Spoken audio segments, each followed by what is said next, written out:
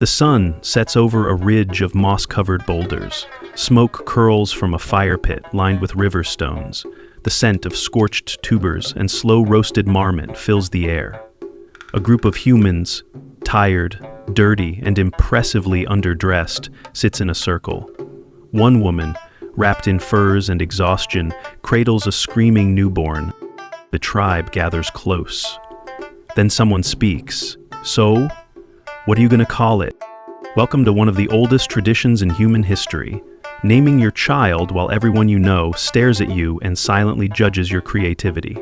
No pressure. Let's rewind the clock. You're a Paleolithic parent. You've just survived childbirth with nothing but grit, instinct, and a handful of pine sap. No epidural, no hospital bed, no soothing playlist called Womb Vibes. Just moss, rocks, and the faint hope the shaman with beetle pouches knows what he's doing. The baby's crying, you're crying, your partner's holding a damp fur like it's going to help, someone's burning herbs that smell like feet and panic.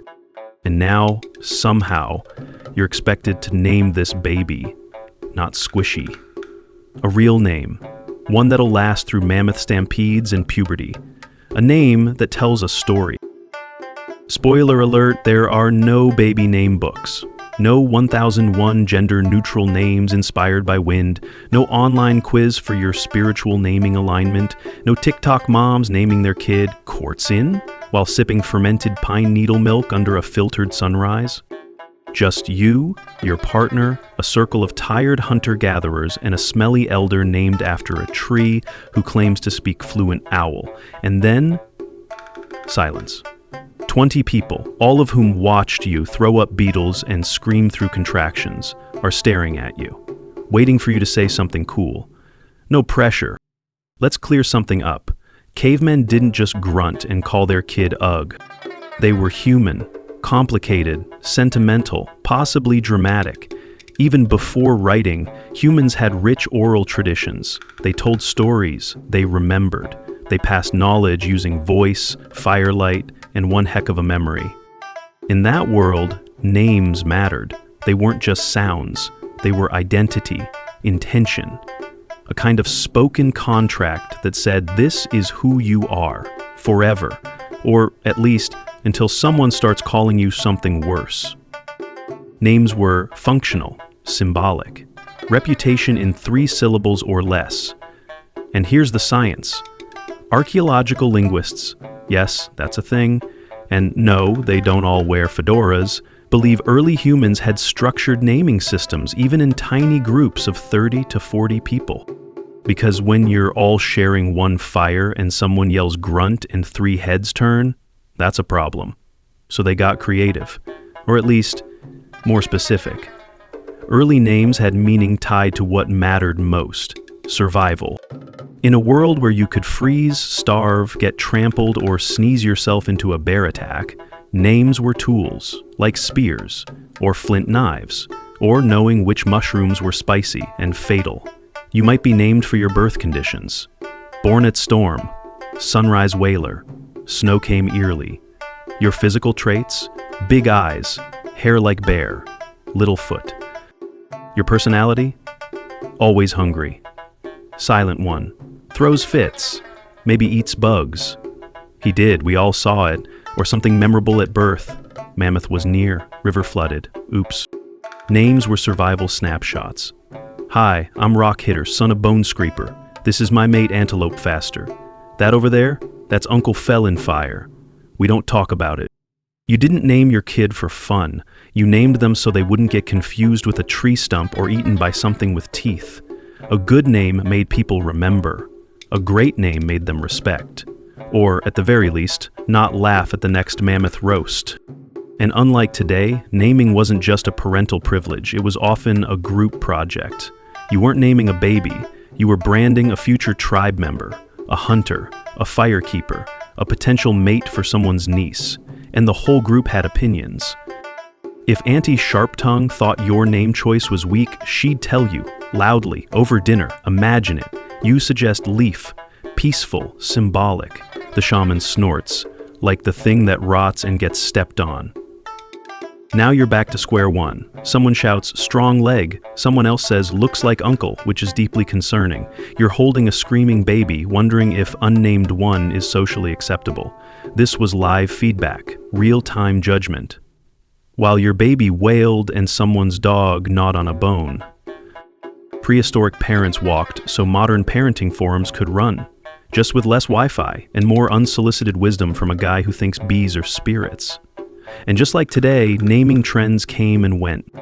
Maybe everyone was naming kids after rivers. Stream child, born by water, little brook.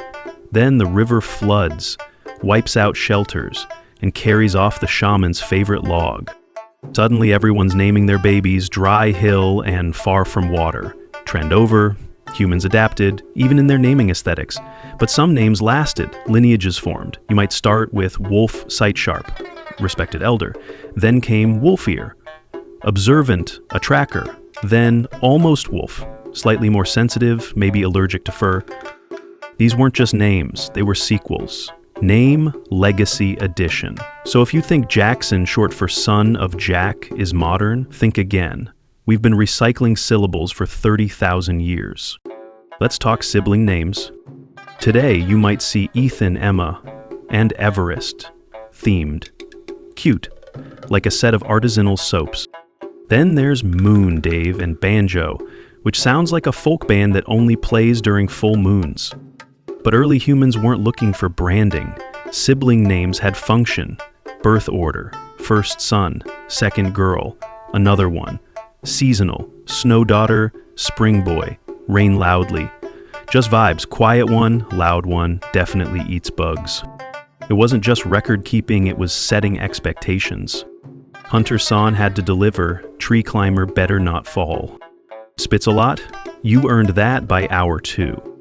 These names shaped identity, who you were, who you might become. They stuck, sometimes longer than your actual teeth. Even now we echo this with childhood nicknames that follow us into adulthood and awkward family reunions. Calling your kid Runs Weird wasn't cruel, it was early branding. And about gender, prehistoric naming wasn't rigidly binary. In many bands, roles were fluid, so were names. A girl might be spear thrower, a boy, berry nailing. Nobody blinked. If you were good at something, you got named for it. Today we call that gender numeral. Back then it was just efficient. If you saved the group from a leopard, they didn't care about chromosomes. They just wanted your name to include leopard. And yes, nicknames. You might start life as child born at sunset during Bice Charge. By 5, just Charge. By 13, Chaz. Names weren't always permanent. Do something heroic or embarrassing and bam, new name. Fall in love, you're fire sitter. Kill your first elk, elk tamer. Fart during a sacred ritual, wind maker. Sometimes you earned your name, sometimes your name earned your therapy. And yes, name envy existed. Your band meets another group. They've got someone called Skyfinder. Everyone's impressed, poetic, mysterious. Next baby, Cloud Seer. Then Bird Watcher, you've started a trend. Cultural exchange affected naming like it affects style now. One traveler with a good name, and suddenly half the tribe is rebranding. Names carried weight, inside the tribe and beyond. They signaled alliances, status, trade potential. A cool name could open doors, or at least get you invited to the good fire circle. Now, picture being a child in this world. Harsh, unforgiving. Your name is Storm Endurer or Fox Quick. That's not cute, that's a mission. Names gave identity and direction. If you were Firekeeper, that flame stayed lit. Stick Finder, better find good sticks. Names weren't labels, they were instructions. Tiny stories you wore everywhere. Eventually, we built farms, invented grain storage and paperwork, and added lineages.